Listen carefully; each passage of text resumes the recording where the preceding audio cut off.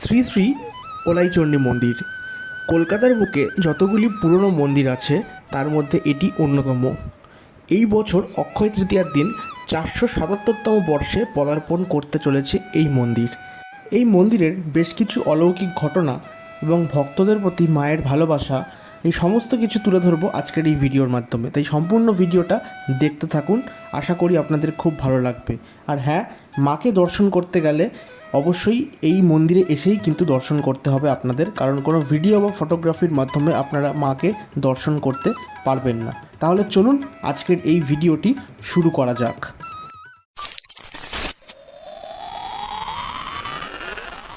প্রথমেই সকলকে জানাই আমার নতুন আরও একটা ভিডিওতে স্বাগত।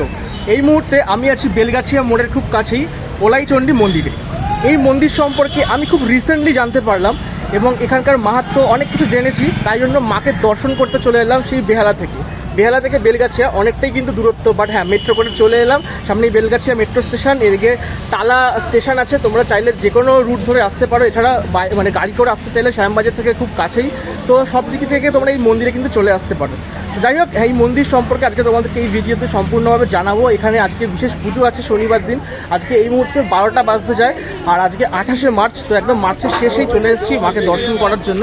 আজকে যেটুকু জানি যে শীতল পুজো উপলক্ষে আজকে কিন্তু বিশেষ পুজো আছে, তো সেই পুজোর জন্য কিন্তু প্রচুর মানুষ এখানে এসছেন। আমি অলরেডি স্পটে চলেই এসেছি, তো চলো তোমাদেরকে মন্দির চত্বরটা আগে ঘুরিয়ে একবার দেখিয়ে দিই। আর এই যে দেখতে পাচ্ছ, পুরো প্রচুর মানুষ কিন্তু মন্দির ছাড়িয়েও প্রায় 1-1.5 কিলোমিটার দূরে অবধি লাইন চলে এসছে।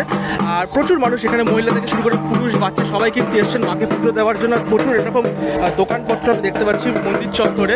মন্দিরে ঢোকার মুখেই লেখা আছে শ্রী শ্রী ওলাইচণ্ডী মন্দির বলে।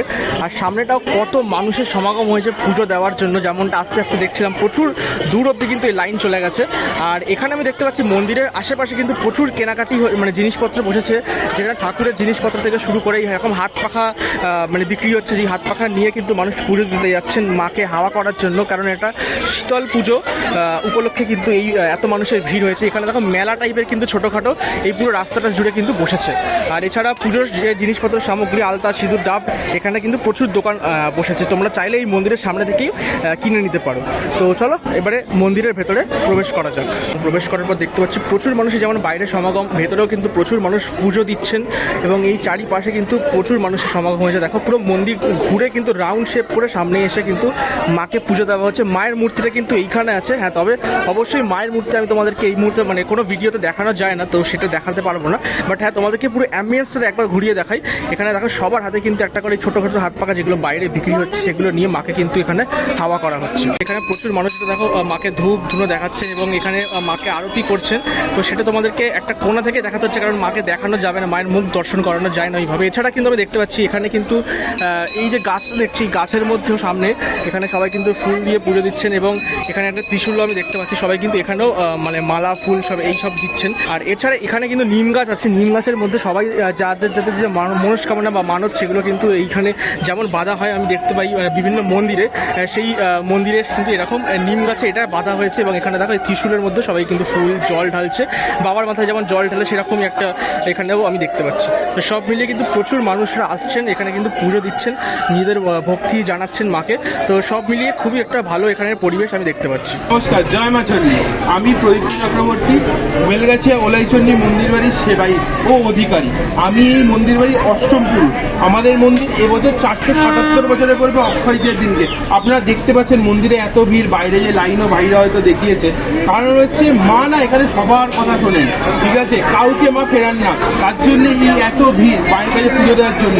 এটা হচ্ছে ঠান্ডা পুজোর ভিড়। ঠান্ডা পুজোয় না সব মাকে সবাই পুজো দেন, কারণ হচ্ছে তারা যে রোগ মুক্তির আশা করে মায়ের কাছে এসে পুজো দেন, যারা রোগ ভোগে না ভোগেন বা কোনো রকম রোগ তাদেরকে গ্রাস করতে না পারে, তার জন্য তারা এসে পুজো দেন। চৈত্র মাসে প্রত্যেক শনি মঙ্গলবার এরকমই ভিড় হবে, ঠিক আছে। আর তাছাড়াও প্রত্যেক শনি মঙ্গলবার আমাদের প্রচুর পরিমাণ ভিড় হয়, কারণ আর হচ্ছে অমাবস্যার দিনকে আমি বলে রাখি, অমাবস্যার দিনকে বিশেষ পুজো হয় মায়ের।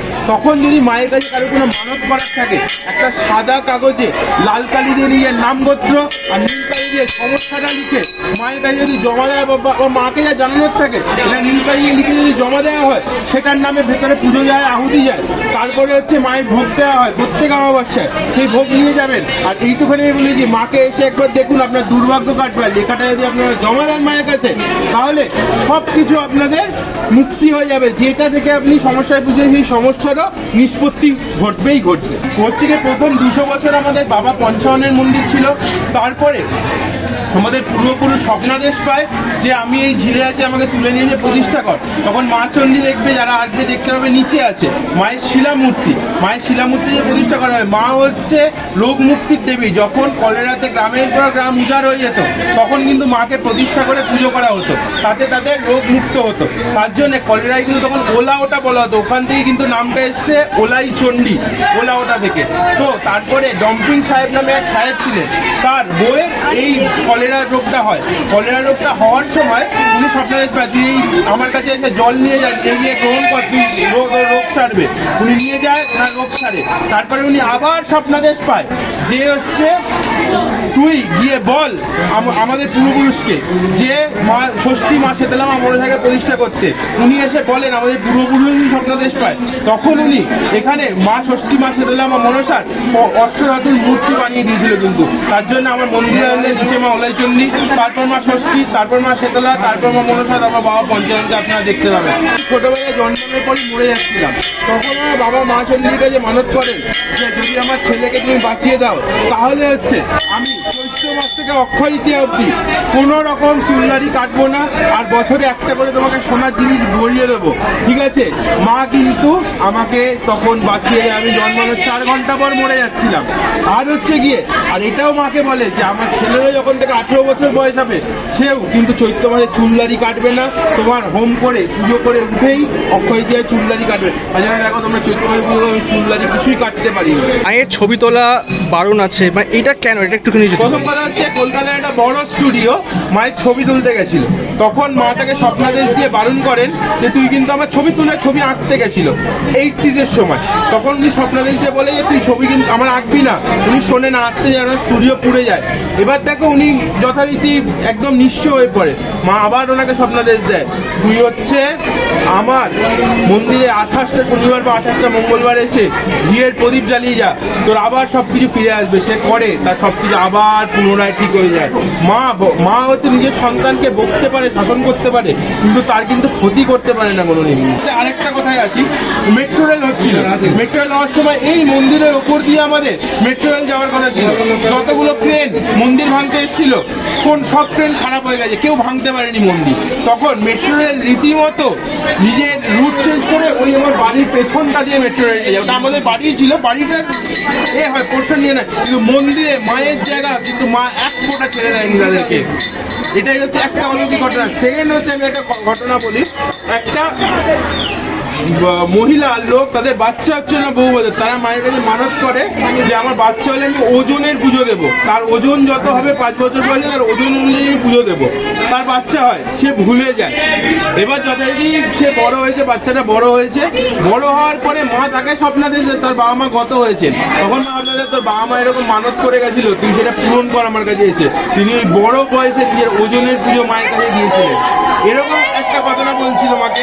একজনের ব্যবসা পুরোপুরি ডুবে গেছে, পুরোপুরি ঝুলিশ্বাস হয়ে গেছে মায়ের কাছে। উনি এত বড় ব্যবসায়ী, কলকাতার নাম বললে হবে চিনতে পারবে, নাম বলতে চাইছি না। উনি এসে দেশে থাকুক বিদেশে থাকুক, প্রত্যেক শনিবার দিনকে এসে মায়ের জল নিয়ে যাবেই যাবে। এই মায়ের জল যারা প্রত্যেক শনিবার নিয়ে যান, তাদের কোনো কিছু, কোনো নেগেটিভ এনার্জি বলো, কোনো কিছু অশরীরী বলো, কেউ কিছু টাচ করতে পারে না। তাছাড়াও এখানে যে তোমাদের তন্ত্রের বংশ পরম্পরার তন্ত্রের একটা সম্পর্ক আছে, তন্ত্রের দ্বারা আমাদের অনেক কাজকর্ম করা হয়। গ্রহদোষ খণ্ডন বলি উপশম, গ্রহদোষ উপশমনার্থম অনেক কাজ করা হয়। সাথে হচ্ছে অ্যাস্ট্রোলজিক্যাল কাজকর্ম হয়ে থাকে। তো এই কাজগুলো কিন্তু এখানে আমরা করে থাকি। তো এটা কিন্তু আমাদের, আমি আজকালকার জ্যোতিষী নয় কিন্তু, বা আজকালকার একদিনে গজি ওটা তান্ত্রিক নয়, এটা কিন্তু আমাদের বংশ পরম্পরার জিনিস। আজকে কিন্তু এই শীতল পুজো উপলক্ষে সবাই কিন্তু ডন্ডি কেটে মায়ের কাছে আসছেন, যাদের যাদের মানত আছে বা এই ব্যাপারগুলো থাকে তারা কিন্তু আসছেন, দেখতেই পাচ্ছ। এবং মাথায় ঘট নিয়ে একজন মহিলা কিন্তু আসছেন। তো এই ব্যাপারগুলো কিন্তু অবশ্যই এইখানে এসেই আমি অনুভব করতে পারছি, একটা আলাদাই মাহাত্ম্য আছে এই মন্দিরে। তোমরা ডেফিনেটলি চাইলে মাকে দর্শন করে যেও, মায়ের যে মাহাত্ম্য সেটাকে অনুভব করো। আর সামনেই কিন্তু ডন্ডি আসছে।